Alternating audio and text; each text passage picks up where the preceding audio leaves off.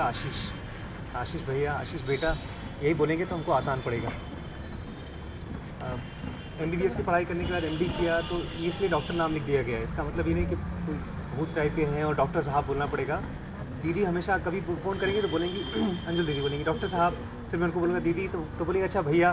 तो हम आपसे सबसे रिक्वेस्ट करेंगे कि आप सब लोग आशीष नाम याद रख लें, आशीष ही बुलाएँ।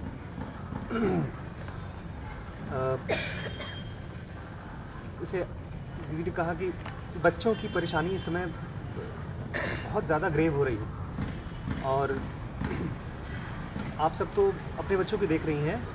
हमने छोटी सी संस्था बनाई है, उसका नाम है IESM फाउंडेशन, और वो संस्था पिछले 6 सालों से 10-12 हज़ार बच्चों के साथ काम कर चुकी है।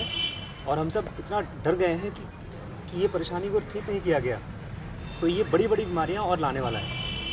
ये एक्सीडेंट नहीं है कि इतनी बड़ी बड़ी बीमारियां आ रही हैं, TB ठीक नहीं हो रही है, TB की नई नई स्ट्रेन्स आ गई हैं। पता है आपको, ट्यूबरक्लोसिस जो होता है उसकी दवाइयाँ, अब एक नया TB आ गया, उसको बोलते हैं MDR TB, multi drug resistant. दवाइयाँ देंगे ठीक नहीं होगा। तो ऐसा क्यों हो रहा है? बैक्टीरिया ये सब पहले थे, अब नहीं है, ऐसा नहीं है, कुछ और हो गया है हमारे ब्रेन में, हमारे माइंड में कुछ हो गया है या कुछ हो रहा है जिसकी वजह से हम कमज़ोर होते जा रहे हैं। कमज़ोर फिज़िकल लेवल पे, शारीरिक लेवल पे और मेंटल लेवल पे। इन सब चीज़ों को ठीक करने की कोशिश के लिए, हम ये नहीं कहेंगे ठीक कर रहे हैं, बट ठीक करने की कोशिश के लिए हमने ये फाउंडेशन बनाया। इसका नाम रखा IESM फाउंडेशन। एक बच्चे ने आज पूछा है फेसबुक पर, सर इसका काम क्या है? तो मैंने उसको लिखा था कि बेटा हर बच्चे को, मतलब 1 मिलियन करीब 10 लाख बच्चे होते हैं, 10 लाख बच्चों को सक्सेसफुल, खुश, फियरलेस और समझदार, उसको बोलते हैं विजडम, वाइज, कि बच्चे सक्सेसफुल हो, जो भी काम करें उसमें अच्छे से अच्छा करें, निडर हो और समझदार हो। समझदार में खाली ऐसा नहीं कि धंधा करना है खाली धंधा करें, समझदार ऐसे हो कि जब वो लोग निकल के आएँ सोसाइटी में, तो अभी मैं आपसे मिलने के पहले पॉइंट बनाया था मैं क्या क्या पॉइंट बोलने वाला हूँ, तो उसमें से हम लोग, मैं खाली बोलूँ आप सुने, उसके बजाय ये रहेगा कि हम लोग सवाल जवाब करेंगे। तो एक पॉइंट ये था कि वो बच्चे जब निकल के आएँ तो कृष्ण, राम, विवेकानंद, इस तरह के, धीरू भाई अंबानी, वो भी एक तरह की फिगर ऐसी हैं, खाली बिजनेस नहीं किया उन्होंने सोसाइटी को ठीक किया, रिपेयर किया है बेसिकली। तो इस तरह के बच्चे कैसे लाएँ हैं? तो आगे मैं बढ़ूँगा, उससे पहले मैं आपसे सवाल पूछूंगा कि आपके हिसाब से जो बच्चों की परेशानी है उसको मैं भी डील करूँगा, बात करूँगा, लेकिन बच्चों को ऐसे बच्चे बन सकें, हमारे बच्चे या आने वाले बच्चे, कि उनके अंदर में वो एनर्जी हो जो विवेकानंद के अंदर, राम के अंदर, कृष्ण के अंदर, रामकृष्ण परमहंस के अंदर या बिल गेट्स के अंदर कैसे आएगी? मुझे 5 दीदी लोग बताएंगी, 5 लोग खुद से नहीं बताएंगे तो मुझे पूछना पड़ेगा कि आपके हिसाब से बच्चों के साथ क्या किया जाए, वो कैसे पीटा जाए, कैसे मारा जाए उनको। सबसे पहले दीदी आप बताएंगे। ये सबसे पहले तो खुद ही में अपने विचारों में परिवर्तन करना पड़ेगा। पहला तो यही है कि भाई जब हम खुद सही होंगे वही बच्चे देख के बड़े होंगे, वही जो है।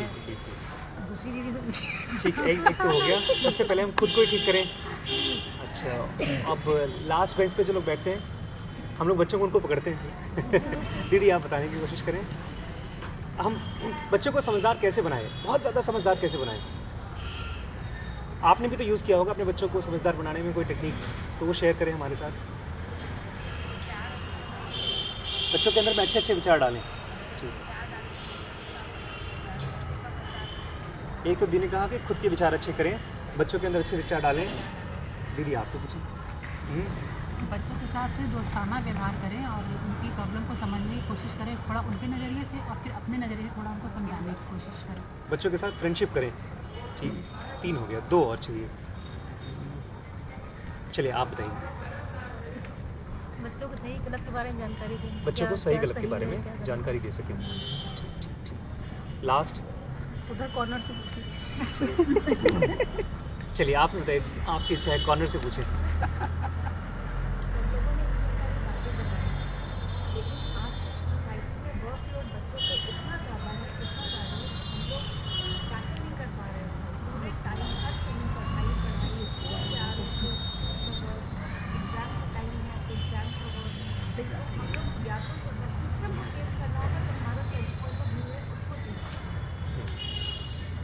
ठीक। बच्चों का वर्कलोड बहुत ज़्यादा है। सिस्टम को ठीक करें, या तो हम स्टडी सिस्टम को ठीक करें या तो सोसाइटी को ठीक करें। IESM की खोज के हिसाब से, जो हमारी फाउंडेशन पिछले 12-13 साल से काम कर रही है, उसमें एक रिसर्च कर रही है कि बच्चों का दिमाग कैसे तेज़ हो, बच्चे कैसे समझदार हों। तो उसमें हमने एक और एक कारण मालूम किया है। बच्चे दीदी ने कहा था जाते समय कुछ ना कुछ टिप्स दे के जाइएगा बच्चों के लिए। एक और एक ही कारण हमने खोजा है कि बाहर की दुनिया में कोई भी ऐसी प्रॉब्लम नहीं है जो बच्चे की प्रॉब्लम को ठीक कर सके। बाहर की दुनिया में प्रॉब्लम्स हैं, बाहर मच्छर हैं, खटमल हैं, गर्मी है, लेकिन इससे बच्चा बीमार ही हो सकता है, ठीक नहीं हो सकता। तो ये बाहर की दुनिया की परेशानियां हैं। बाहर नौकरियां नहीं हैं, बाहर मेडिकल कॉलेज में सीट नहीं है, मुश्किल एग्जामिनेशन मुश्किल हो गए हैं। तो ये सब बाहर की चीज़ें, इसको हम बोलते हैं ऑब्जेक्टिव कंडीशन। लेकिन इससे सब्जेक्ट मतलब हम, बच्चे की परेशानी सॉल्व नहीं है। हम कितना भी शोध कर लें मच्छर पर, मच्छर के 4 पैर हैं कि 8 पैर हैं, और मच्छर क्या खाता है क्या नहीं खाता है, इससे बच्चे की इम्यूनिटी या बच्चे की मन पर कोई असर नहीं आने वाला। तो इसको नियम मान लीजिए। हमारे यहाँ चंदन में हम लोग काम करते हैं, तो उसके जो ओनर हैं उनका नाम है अमर सिंह। अमर सिंह जी से मैंने पूछा, सर ये कोई प्रॉब्लम आ गई, तो पूछा सर ये कैसे सॉल्व होगा। तो बेटा प्रॉब्लम तो हमेशा ऊपर ही होती है, मतलब हमारे लेवल, जैसे आपने पॉइंट कहा ना, खुद को ठीक करें। प्रॉब्लम बच्चे के अंदर भी नहीं, प्रॉब्लम बाहर है, लेकिन सॉल्यूशन बच्चे के अंदर है। ऐसे मच्छर का सॉल्यूशन क्या है? मसहरी लगाना। मच्छर से रिलेटेड है ही नहीं सॉल्यूशन। करप्शन, वर्कलोड, ये सब प्रॉब्लम है, ये सब सॉल्यूशन नहीं है। हम लोग सोचते क्या है कि अगर प्रॉब्लम पर फोकस करें, उसको स्टडी करें, उसको डिस्कस करें, तो सॉल्यूशन आ जाएगा। बहुत बार सॉल्यूशन का प्रॉब्लम से कोई संबंध ही नहीं होता। मेरी माता जी हैं, हमारी धर्मपत्नी की सास हैं, अगर वो प्रॉब्लम है तो उसका सॉल्यूशन उनके ऊपर बात करके, उनकी चर्चा करके है ही नहीं कुछ।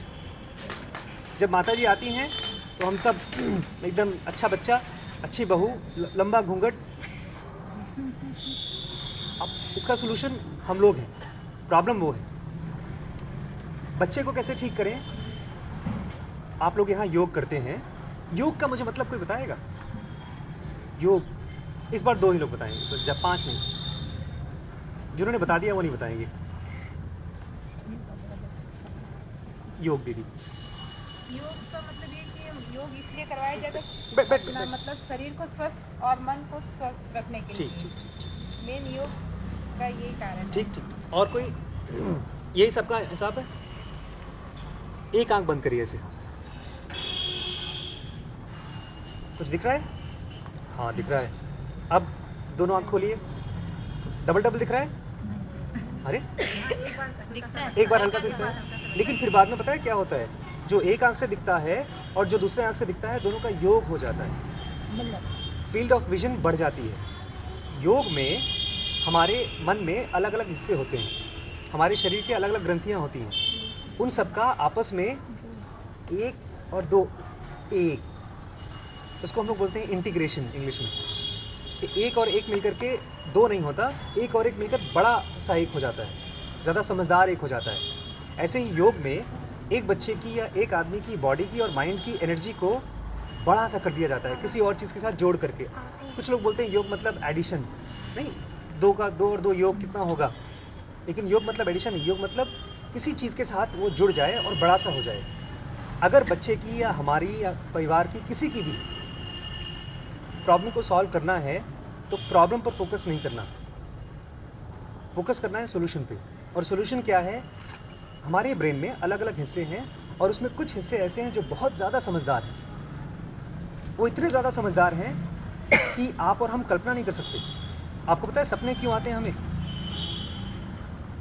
दिन में जो हम सोचते हैं वही रात को सपना देखते हैं, ऐसे ही है। दिन में रसमलाई देख ली, व्रत चल रहा है आजकल। नहीं ऐसा नहीं होता, जो हम लोग सबकॉन्शियस में चला जाता है वो हमारे, जिसको हम एक्सप्रेस नहीं कर पाते, वो रात में आता है। ठीक बात, ये आप भी ये कह रही हैं? हाँ, तो अगर आ गई मेरा एक दुश्मन आ गया, अब भाई हम लोग साथ में काम करते हैं, वो भी डॉक्टर हैं, हम भी डॉक्टर हैं, और मेरे सारे मरीज उनके पास जा रहे हैं, तो नमस्ते डॉक्टर साहब, नमस्ते डॉक्टर साहब, क्योंकि मन में है कि अरे डॉक्टर साहब को वो सबकॉन्शियस में चल चला जाते गया। तो ठीक था, यहाँ से भाग जाते तो अच्छा था। तो वही सपने में हम देखते हैं कि हम डॉक्टर साहब को पीट रहे हैं, ये सपने में ऐसा ही आता है। लेकिन खाली इतना नहीं है, सपने में हमारे मन की हीलिंग प्रोसेस चलती है। हीलिंग समझते हैं? हीलिंग मतलब ठीक होना। चोट लग गई तो चोट धीमे धीमे ठीक हो रहा है। ऐसे ही सपने में से जब हम उठेंगे तो आपको लगता होगा आज बहुत बेकार सपना देखा, आज का दिन खराब जाएगा, या आज मैंने बड़ा अच्छा सपना देखा। हमारी सेंटर पे एक लड़की है नेहा, मुझे अपना भैया, मैं उसको बहन बोलता हूँ, मुझे बड़ा भैया बोलती है। जी भैया हमने आज बड़ा अच्छा सपना देखा। मैंने कहा क्या देखा? भैया हमने देखा कि आप बहुत बहुत बड़े आदमी बन गए हैं। और अगले दिन आई बोलती है हमने आज और अच्छा सपना देखा। मैंने कहा क्या देखा? बोलती हमने देखा कि हम आपके साथ काम करके हम भी बहुत बड़े आदमी बन गए। नहीं, केवल ये नहीं है कि आपकी इच्छाएं पूरी होती हैं, नहीं, सपनों का रिलेशनशिप हमारे मन के कुछ उस सेंटर से है जो आपके मन को हील करती हैं, ठीक करती हैं, प्लस वो आपको इंसाइट देती है। इंसाइट मतलब क्या करना है आगे, मुझे समझ में नहीं आ रहा है लाइफ में क्या करना है। तो सपने अक्सर हमसे ज़्यादा समझदार हमारे मन के सेंटर्स, वो हमको कुछ बोलना चाहते हैं लेकिन हमको उसकी भाषा नहीं आती। हमको लगता है अरे ऐसे ही कुछ देख लिया। तो अगर बच्चे को समझदार बनाना है, उसकी परेशानी को सॉल्व करना है, उसका वर्कलोड ठीक करना है, तो बच्चे को के ब्रेन में कुछ करना होगा ताकि उसका रिलेशनशिप, उसका योग हो जाए ब्रेन के हायर सेंटर से, और वो हायर सेंटर से उसको मिलेगी, कुछ लोग कहते हैं ऊर्जा, हम लोग बोलते हैं इंटेंसिटी। इंटेंसिटी मतलब होता है जैसे बल्ब जलाते हैं ना, तो बल्ब के बहुत बार रेगुलेटर्स आते हैं आजकल, उसको ऐसे घुमाएंगे तो उजाला हो जाएगा, कम करेंगे तो कम हो जाएगा। ऐसे ही बच्चों की भी या आदमी की अपनी इंटेंसिटी होती है। कुछ बच्चे बस किताब खोलते हैं और अचानक सब कुछ याद हो जाता है, और कुछ बच्चे बेचारे घंटे घंटे पर किताब के साथ बैठे रहते हैं, कुछ याद ही नहीं होता। या कुछ बच्चों का मैथ्स बहुत अच्छा होता है, कुछ की हिस्ट्री अच्छी होती है, किसी की हैंडराइटिंग अच्छी होती है, तो उस बच्चे की, उस ब्रेन के सेल की इंटेंसिटी, त्वरा बहुत ज़्यादा है या बहुत कम है। जब तक उस त्वरा को ठीक नहीं कर पाएंगे, बढ़ा नहीं पाएंगे, तब तक वो बच्चा कहेगा मम्मी बहुत थक गए, बहुत ज़्यादा लोड। चंदन का जो ओनर है वो MBBS डॉक्टर है, और उनके नीचे 50 MD डॉक्टर काम करते हैं। MD डॉक्टर बेचारे थक जाते हैं काम करते करते, लेकिन वो 50 सेंटर्स का काम करते हैं। तो ऐसा क्यों है? बिकॉज उस आदमी के ब्रेन के कुछ सेंटर्स की त्वरा या इंटेंसिटी बढ़ गई है किसी तरह से, उन्होंने बढ़ाया है कुछ समय में। ऐसे हमारे बच्चों की भी, अगर हम चाहते हैं वो रामकृष्ण परमहंस, विवेकानंद, धीरूभाई अंबानी इस तरह के बन पाएँ, तो इसका मतलब ये है कि उस बच्चे को किसी तरह से उसकी इंटेंसिटी ब्रेन की ठीक करनी पड़ेगी, बढ़ानी पड़ेगी। वो कैसे बढ़ाएंगे हम लोग बताएंगे आपको। बट कभी भी करप्शन, बाहर की परेशानियाँ या परेशानियाँ आपकी प्रॉब्लम नहीं है। आपकी प्रॉब्लम बच्चे की इंटेंसिटी बढ़ाना है। इसको बार बार रिपीट करिए, क्योंकि अगर हमको लगेगा ना कि मेरी माँ, मेरी बहन, मेरी बहू, मेरा बेटा ये परेशानी है मेरी परेशानी का कारण, तब सोल्यूशन नहीं हो सकता। ये तो ऐसे ही जैसे चक्कू है, चक्कू ने मेरा हाथ काट दिया तो चक्कू मेरे हाथ कटने का कारण है। हाँ, चक्कू माध्यम है, बट अब हम चक्कू को तोड़ने जाएंगे तो मेरा हाथ ठीक नहीं होगा। ऐसे ही अगर बच्चे को हम बोल देंगे बेटा मैडम बहुत ख़राब है, हम चल के मैम से लड़ाई करते हैं, तो उसका सोल्यूशन नहीं होने वाला। तो बच्चों को तेज़ कैसे बनाएं, बच्चों को समझदार कैसे बनाएं? बच्चों के मन में 2 तरह की जानकारी हम भरते हैं। एक ऐसे हम बोलते हैं सीधे लाइन से, यहाँ से शुरू करते हैं और यहाँ तक हॉरिजॉन्टली बोलते हैं, और एक होता है ऐसे ऊपर से गहराई तक जाती है। तो बच्चे के दिमाग में बार बार ये डालिए बेटा परेशानी वो नहीं है, परेशानी ये है कि तुम्हारे माइंड में और तुमको ग्रो होना है। मैम ने मारा है, मैम ने नंबर कम दिए हैं, बहुत अच्छा है, बोलो थैंक यू मैम, आपने मुझे टेंशन दी है, परेशानी दी है, उसको मैं डील करके और मुश्किल जो मैडम आने वाली उसकी तैयारी कर रहा हूँ। बच्चे जिम जाते हैं, बहुत से जिम एक्सरसाइज करते हैं, तो एक्सरसाइज में ना हम लोग लोड बढ़ाते हैं। 5 किलो का वजन लगाया और एक्सरसाइज किया तो मसल्स बढ़ेंगे, 5 का 7 किया तो और बढ़ेंगे। उसको बोलना है मैडम तुम्हारा वजन है। अगर ये मुश्किल मैडम को डील कर लिया तो और मुश्किल वाले आएंगे, उनको डील कर पाएंगे। आज यहाँ तुम्हारी मैडम है, कल को तुम इंटरव्यू पर जाओगे तो वहाँ पर तो और बड़े बड़े भूत बैठे होंगे, तो उस भूत की मैडम तुम्हारी तैयारी करा रही है, उनको जाके पैर छूना। यहाँ पर मैंने नियम बनाया है, कोई डॉक्टर या कोई क्लिनिशियन मुझे डांटता है, मैं जाकर के पैर छूता हूँ, सर आपका बहुत बहुत धन्यवाद, आप ही हमारे गुरु, फिर उनको शिष्य बना लेता है। यहाँ पर मेरा नेक्स्ट क्वेश्चन आता है आपसे, आप सबने रामायण सुनी है या पढ़ी है या फिल्म देखा होगा? रामचरितमानस रामानंद सागर जी ने बहुत सुंदर बनाया था। उसमें एक कहानी है, राम जी और लक्ष्मण विश्वामित्र उनको लेकर गए थे कुछ समय के लिए, बोरो किया था, उधार लेकर गए थे। किस समय लेकर गए थे? पढ़ाई के लिए गया था। पढ़ाई के लिए लेकर गए थे।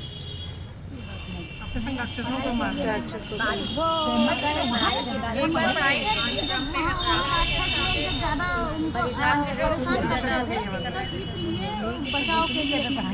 वेरी वेरी हाँ, पढ़ाई भी कराई थी उन्होंने, बट मेनली कहानी जितने राक्षस वगैरह हैं तो क्या उनके पास वो ताकत, वो शक्ति नहीं थी उनके पास कि वो अपने राक्षसों को पीट पाट लेते? नहीं थी उनके पास वो ताकत। नहीं सकती थी, मगर वो उससे उसमें अपना दिमाग नहीं चला पाए, बोले कि मतलब ये तो भगवान है, इनका कभी कुछ कर सकते हैं। इन्होंने माध्यम बनाया, मतलब अपना माध्यम भगवान को बना दिया कि जिससे हथियार बना लिया, ये कह सकते हैं। हाँ, हथियार राम लक्ष्मण को बनाया। हाँ। सबकी यही धारणा है, कोई और चेंज करना चाहेगा, कुछ ऐड करना चाहेगा? मुझे बहुत परेशान किया है सवाल कि विश्वामित्र ने ब्रह्मास्त्र और पता नहीं कौन कौन से अस्त्र इनको गिफ्ट किए थे। हाँ जी, खुद जब तो उनके नहीं पास चलाए। थे हाँ, तो अपना चला दिए होते। चलाने हमको की- लगा कि यार ये दो बच्चे बेचारे चुके होंगे, उनके पास हो सकता है ना हो। नहीं दिए हैं मैम, दिए बाद हैं उसको, में चलाने दिए, की दिए वो बाद में दिया उन्होंने, बड़े खुश हो गए इनसे, तो बाद में दिया। वो तो बाद में दिए ना। विद्या तो इनका युद्ध का काम शायद क्षत्रिय का था उस समय। युद्ध का काम क्षत्रिय का था, तो विश्वामित्र क्षत्रिय थे कि ब्राह्मण थे? विश्वामित्र, लेकिन बाद में उन्होंने विद्या ग्रहण करके ब्राह्मण बन गए थे। हाँ, ये सवाल मुझे बहुत सालों तक परेशान किया। अल्टीमेटली बाद में मैंने किताबों में रिसर्च किया तो मुझे जब ISM फाउंडेशन बनी तब मुझे इसका आंसर बहुत क्लियरली समझ में आ गया और मैं बड़ा खुश हुआ, और वो भी रिलेटेड है हमारे बच्चों के साथ। विश्वामित्र उस समय कोई यज्ञ कर रहे थे और उस यज्ञ में जो अश्वमेध यज्ञ लास्ट में हुआ था, वो कुछ यज्ञ कर रहे थे अपना ही, और उस यज्ञ में उनको प्रोसीजर ये था कि उनको क्रोध नहीं करना है। अगर उन्होंने क्रोध कर लिया तो यज्ञ भंग हो जाएगा, असफल हो जाएगा। मुझे लगता था ऐसा कौन सा यज्ञ है कि क्रोध नहीं करना है? अरे परेशान करेगा राक्षस तो मार डालो उसको। लेकिन अब जब बच्चे मेरे पास आते हैं, जैसे मुझे बहुत गुस्सा आ रहा है तो मैं उनको कुछ विधियाँ बताता हूँ कि अगर ये विधि फॉलो करोगे तो तुम्हें कुछ दिन के लिए क्रोध नहीं आएगा, या ये विधि फॉलो करोगे तो तुम्हें डर नहीं लगेगा, और अगर उसको काफ़ी साल तक करते रहोगे तो तुम्हारा माइंड का एक एडवांस सेंटर खुल जाएगा। तब मुझे समझ में आया, अच्छा विश्वामित्र उस समय ऐसे ही कोई विधि प्रैक्टिस कर रहे होंगे। भाई उनकी गराज बन रही थी, उनका घर बन रहा था, तो उस समय वो ऑफिस नहीं जा रहे थे। ऑफिस का काम किसको दे दिया? राम लक्ष्मण को, ठेके पर। अच्छा काम किया अच्छा काम किया तो विष्णु को दे दिया भाई अपना अस्त्र शस्त्र। ये पॉइंट मैं क्यों ला रहा हूँ? इसलिए क्योंकि हमारे बच्चों की और हमारी बड़ी परेशानी ये है कि हमको भी गुस्सा आता है, हमको भी फ्रस्ट्रेशन आता है, और इसका सोल्यूशन कौन करेगा? राम जी, दुर्गा मैया। 7 दिन व्रत करेंगे तो नहीं। जब तक आप अपने इमोशंस पर, भाव पर कंट्रोल नहीं करना है, उसको साइकिल की तरह चलाना सीखना पड़ेगा कि किस दिशा में हम उसको ले जा सकें। अभी आते हैं भाव, लेकिन ऐसे आते हैं जैसे कि खूब नदी आ गई, बाढ़ आ गई। अब खाना बन गया, उसमें नमक कम पड़ गया, हो गया 3 दिन का काम। 3 दिन तक अब चाहे नमक कुछ भी पड़ा हो, दिमाग में नमक घुस गया। होता है ऐसा ना? गुस्सा आता है कि नहीं? और गुस्से आते हैं आमतौर पे तो कम से कम 3 दिन 4 दिन तक रहता है। एक सज्जन से हमने पूछा, सर आपकी वाइफ से कभी लड़ाई हुई है? चले सोचिए काफ़ी टाइम तक। तो सर कौन सा दिन सोच रहे हैं आप, कब की लड़ाई हुई? तो बोलते हैं मैं ऐसा दिन सोच रहा हूँ जब लड़ाई ना हुई हो। और ये सच बात है, क्योंकि हमारे ब्रेन में ना, हमारे मन में बहुत बार जो ऊर्जा इकट्ठी होती है, जो हमारे एडवांस सेंटर को खोल सकती है, हमको समझदार बना सकती है, हमारी इंटेंसिटी को तेज़ कर सकती है। इंटेंसिटी का तेज़ समझना आप हल्का फुल्का मत समझिए। इंटेंसिटी का तेज़ इतना स्ट्रांग होता है कि आप कुछ ना बोलें, कुछ ना करें, फिर भी आपके बैठने में इतनी एनर्जी होती है कि सामने वाले को उससे असर पड़ता है। एक खूनी बहुत अगर इंटेंस हो तो भी आपको उसके समय उपवास बैठ करके बड़ा सा टेंशन आएगा। और वैसे वर्षा, उसको आप वाइब्रेशन बोल रहे हैं, हम लोग उसको इंटेंसिटी बोलते हैं। कि अगर एक बहुत शांत आदमी आपके पास आके बैठ जाए तो कुछ न बोले, तब भी आप बहुत अच्छा महसूस करेंगे। तो आपने बहुत बार पढ़ा होगा और महसूस भी किया होगा।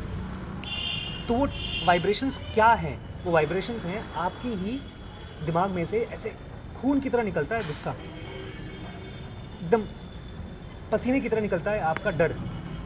वो एकदम ऑब्वियस है, एकदम निकलता है, आपको दिखाई भी देता है कि आदमी का हाथ कांप रहा है इसमें। वो असल में उस आदमी के ब्रेन में से एनर्जी का बहना या तो लीकेज है। लीकेज बोलते हैं, लीकेज समझते हैं आप? बाल्टी में पानी होता है, बह रहा है। और हमारे सबके बॉडीज़ में और माइंड में ढेर सारे ऐसे लीकेज हैं।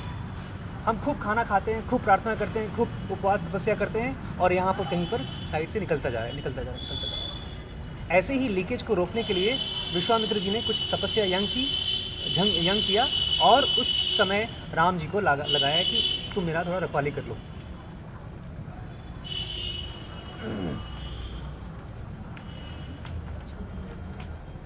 तो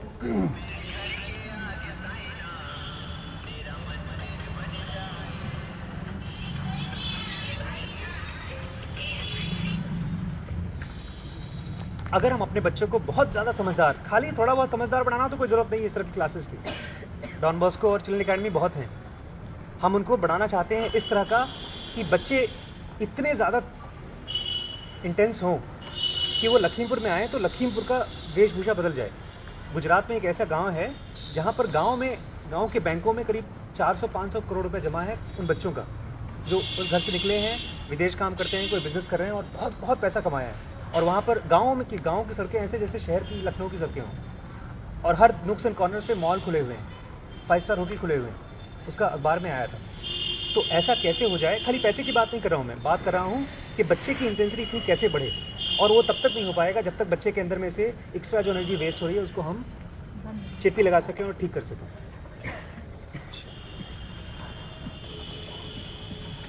आज के बच्चों की सबसे ज़्यादा ग्रेव, सबसे ज़्यादा बेकार परेशानी क्या है जो आप चाहते हैं कि हम सॉल्व कर लें? इस बार मैं 5 लोगों से पूछूंगा फिर से। हाँ दीदी, सबसे ज़्यादा ग्रेव परेशानी जिससे आप बच्चों को गुस्सा बहुत आता है, एग्रेसिव होने लगे, हर बात की तुरंत रिएक्शन देते हैं। बच्चों को गुस्सा बहुत आता है। इससे भी ज़्यादा कोई ग्रेव परेशानी लगती है आपको? बच्चों का करियर, आगे का फ्यूचर के लिए बच्चे होते हैं, टेंशन होती है। बच्चों का करियर कैसे बनाएं? बच्चे बहुत जागरूक नहीं है अपने करियर के लिए। हाँ, 2 और कोई टेंशन होती है। और कुछ? बच्चे छुपाते हैं अपनी प्रॉब्लम्स।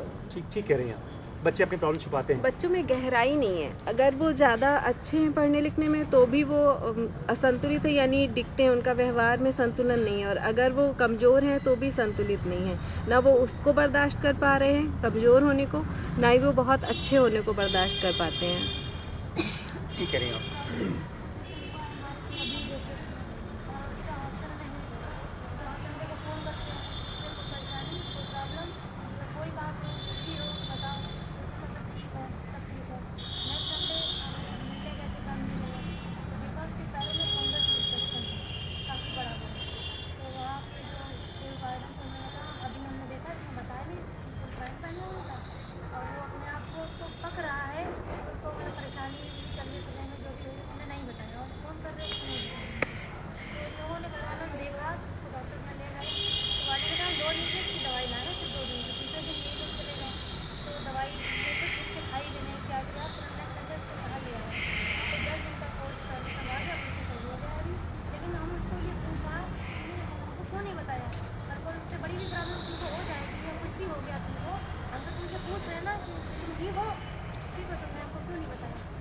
क्या बोले? कुछ नहीं बोला, वो सब क्या बता दिया। मतलब हम बहुत परेशान, हमको देखा उसने तो उसने कहा कि ठीक है हम बता दिया। बच्चे रिस्पॉन्सिबल कम लेकिन होने इस बार लगे, खास किसी हमें चीज़ को सीरियसली नहीं चिंता का लेते। विषय ये बन गया कि कल को और कोई बड़ी समस्या हुई तो ये हमने बताएगा ही नहीं, तो हमें कैसे पता चलेगा? क्या लगता है आपको, क्यों नहीं बताया बच्चे ने?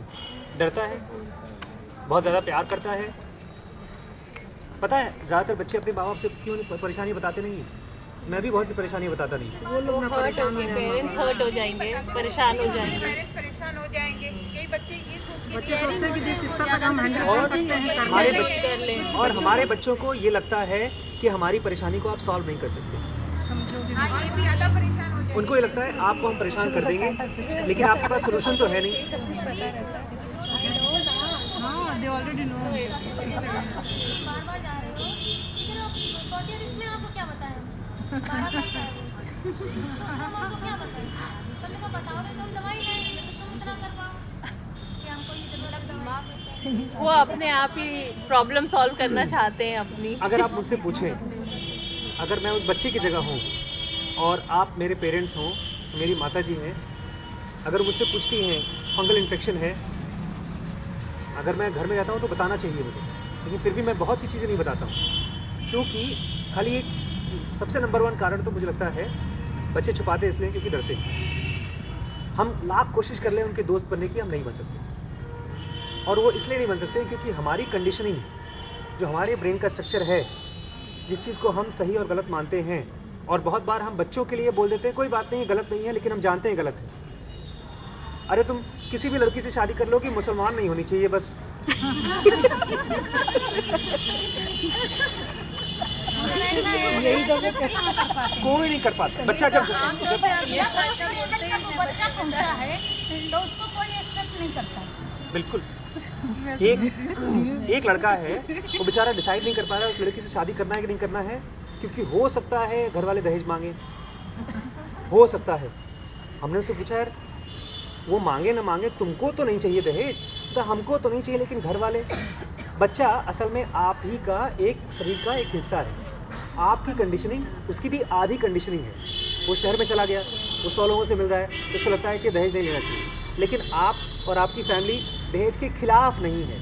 दहेज नहीं चाहिए, लेकिन लड़की कुछ लेके आ जाए तो हम उसको मना नहीं करेंगे, और बारातियों का स्वागत अच्छा होना चाहिए, कम से कम एक अच्छा। नहीं, मगर डिमांड उस पे रख देते हैं।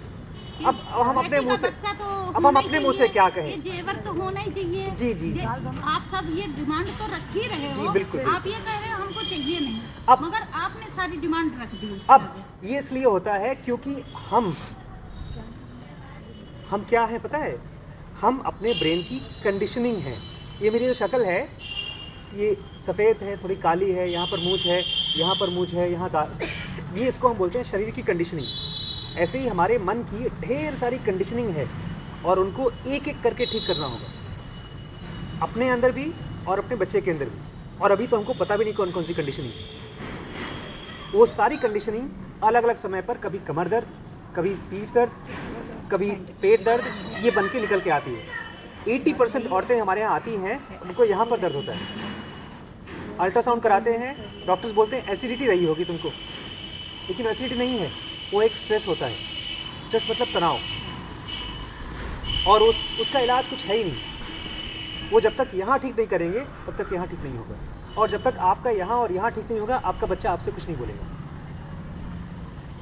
तो अगर बच्चे को ठीक करना है तो अपने को खाली ठीक नहीं करना पड़ेगा। हम लोग उसका एक नारा डाले हैं, बोलते हैं डॉक्टर मॉम बनो।